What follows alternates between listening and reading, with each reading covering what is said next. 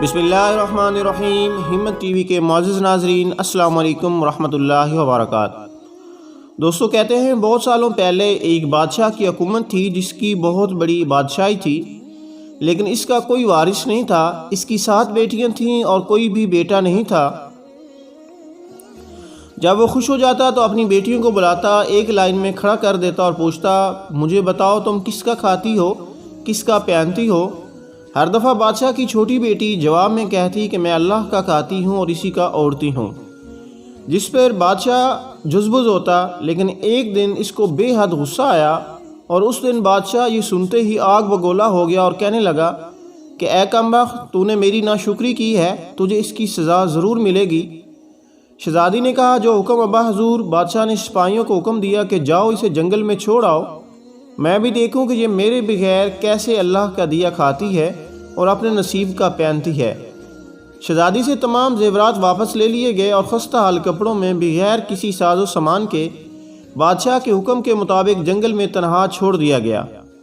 لیکن شہزادی بہت پرسکون تھی اور مطمئن تھی، اور اسے اللہ پر توکل تھا کہ جو اس نے رزق اور عیش و عشرت میرے نصیب میں لکھی ہے وہ مجھے ضرور ملے گی۔ سب سپاہی شہزادی کو چھوڑ کر واپس چلے گئے۔ شہزادی جنگل کو دیکھنے لگی، چاروں طرف درخت ہی درخت تھے اور دوپہر سے شام ہونے والی تھی۔ شہزادی نے سوچا، کیوں نہ کچھ لکڑیاں جمع کر لوں تاکہ رات کو آگ جلاؤں، پھر کوئی جنگلی جانور پاس نہیں آئے گا اور رات بھی گزر جائے گی۔ شہزادی جنگل میں لکڑیاں ڈھونڈنے چل پڑی۔ اس کی نظر ایک جھونپڑی پر پڑی جہاں باہر ایک بکری بندھی ہوئی تھی اور اندر سے کھانسنے کی آواز آ رہی تھی۔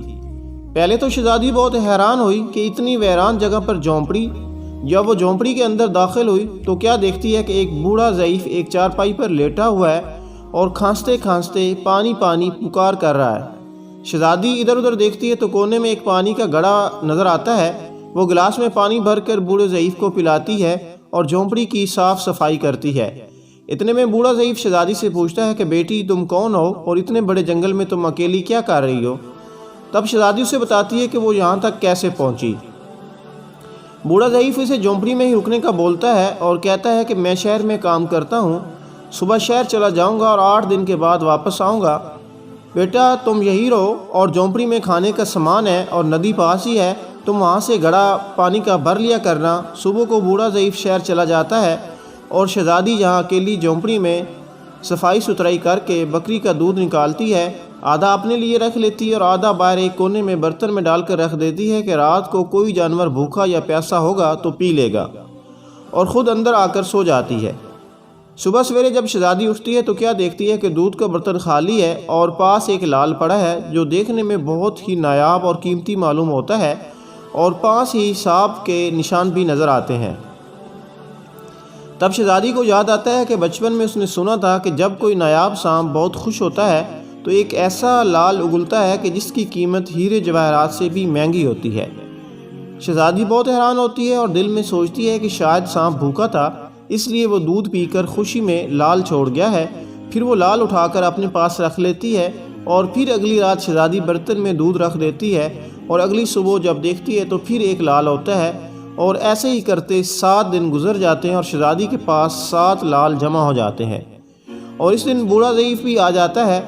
تب شہزادی اسے لال دکھاتی اور سارا واقعہ اسے بیان کرتی ہے اور بوڑھے ضعیف کو 3 لال دیتی ہے اور کہتی ہے کہ شہر جا کر یہ لال بیچ دو اور آتے وقت اپنے ساتھ محل بنانے والے مزدور لے کر آنا۔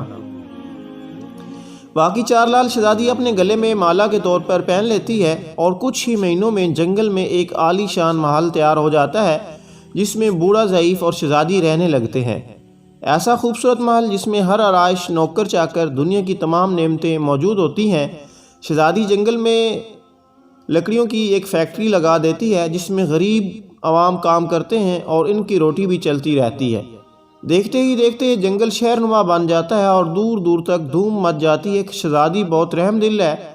یہ خبر ایسے ہی بادشاہ تک پہنچتی ہے تو بادشاہ کے دل میں اشتیاق ہوتا ہے کہ دیکھو تو صحیح، یہ کون سے ملک کی شہزادی ہے جس کی اتنی تعریف ہے۔ بادشاہ سپاہیوں کے ہاتھ پیغام بھیجتا ہے کہ شہزادی سے ملنے یہاں شہزادی کے سپاہی جب شہزادی کو بتاتے ہیں تو شہزادی یہ حکم دیتی ہے کہ بادشاہ سلامت ایک شرط پر مجھ سے مل سکتے ہیں۔ وہ شرط یہ ہے کہ وہ اپنی تمام بیٹیوں کو ساتھ لے آئیں۔ سپاہی جا کر بادشاہ کو پیغام دے دیتے ہیں ایک دن بادشاہ اپنی تمام بیٹیوں کے ساتھ شہزادی کے محل میں آ جاتا ہے۔ شہزادی ان سب سے ملتی ہے، چہرے پر نقاب کر کے، اور ان کے لیے 7 رنگ کے کھانے پیش کرتی ہے۔ ہر کھانے کے ساتھ اسی رنگ کا جوڑا زیورات پہن کر آتی ہے۔ محل کی شان و شوکت، خوبصورتی اور شہزادی کا انداز بادشاہ اور باقی تمام شہزادیوں کو بہت حیران اور متاثر کرتا ہے۔ آخر میں بادشاہ شہزادی سے کہہ ہی دیتا ہے کہ تم میری بیٹی کی جگہ پر ہو، اور میں بھی تمہارے کہنے پر اپنی تمام بیٹیوں کے ساتھ آیا ہوں، پھر ہم سے یہ پردہ آپ کس لیے کر رہی ہیں؟ بہت اصرار پر شہزادی کہتی ہے کہ ٹھیک ہے، میں تیار ہو کر آتی ہوں۔ سب شہزادیاں آپس میں سرگوشی کرنے لگتی ہیں کہ اتنی تو تیار ہے، اتنے مہنگے زیورات پہنے ہوئے ہیں اور اتنے اچھے کپڑے پہنے ہوئے ہیں، اور اب کتنا تیار ہو کر آئے گی۔ اتنے میں کیا دیکھتے ہیں کہ دور سے ایک خستہ حال کپڑوں میں کوئی آ رہا ہے۔ جب وہ غور کرتے ہیں تو غور کرنے پر بادشاہ کو یاد آتا ہے کہ یہ ابھی تک زندہ ہے۔ میں تو سوچتا تھا کہ اسے جنگل کے جانور کھا گئے ہوں گے، اور جب میں نے اپنے سپاہیوں کو اس کی خبر لینے کے لیے بھیجا تھا تب انہوں نے ہی بتایا تھا کہ وہاں شہزادی کا کوئی نام و نشان تک نہیں ہے، تو یہ کیسے ممکن ہوا؟ بادشاہ خوشی سے جھوم اٹھتا ہے اور کہتا ہے کہ شہزادی کو بلاؤ، میں تمہیں شہزادی سے آزاد کروا کے لے جاؤں گا، چاہے وہ تمہاری قیمت میں میری ساری بادشاہت مانگ لے۔ یہ سنتے ہی شہزادی بولتی ہے، نہیں ابا حضور، میں ہی وہی شہزادی ہوں، اور میں کہتی نہیں تھی آپ کو کہ میں اللہ کا دیا کھاتی ہوں اور اپنے نصیب کا پہنتی ہوں، بس اسی اللہ نے مجھے کہاں سے کہاں پہنچا دیا۔ اسی اللہ نے مجھے کہاں سے کہاں پہنچا دیا ہے کہ آج میں آپ سے بھی زیادہ امیر ہوں۔ اور پھر شہزادی اپنا تمام حال بیان کرتی ہے کہ وہ اس مقام تک کیسے آئی، اور دکھاتی ہے اپنے گلے کی مالا جس میں ابھی بھی 4 لال موجود ہوتے ہیں۔ یہ بات سنتے ہی باقی تمام شہزادیاں دل میں رشک کرنے لگتی ہیں اور سوچتی ہیں کہ اے کاش ہم نے بھی تب یہی کہا ہوتا کہ اللہ کا دیا کھاتی ہیں اور اپنے نصیب کا ہم پہنتی ہیں۔ تو میرے دوستوں اور بزرگوں، جس شخص کا بھروسہ اللہ پر ہوتا ہے، اللہ اسے کبھی تنہا نہیں چھوڑتا۔ آپ نے قرآن کی آیت سنی ہوگی، واللہ خیر الرازقین، کہ اللہ تعالیٰ سب کو رزق دیتا ہے، اللہ تعالیٰ رازق ہے۔ جو کچھ ہمیں ملتا ہے وہ ہمارے نصیب میں ہے، آگے انسان پہ منحصر ہوتا ہے کہ وہ اس کو جائز طریقے سے حاصل کرتا ہے یا کہ ناجائز طریقے سے۔ آپ کو یہ بتانا میں ضروری سمجھوں گا کہ آپ کے نصیب میں جو کچھ بھی لکھا ہوا ہے وہ آپ کو مل کے ہی رہے گا۔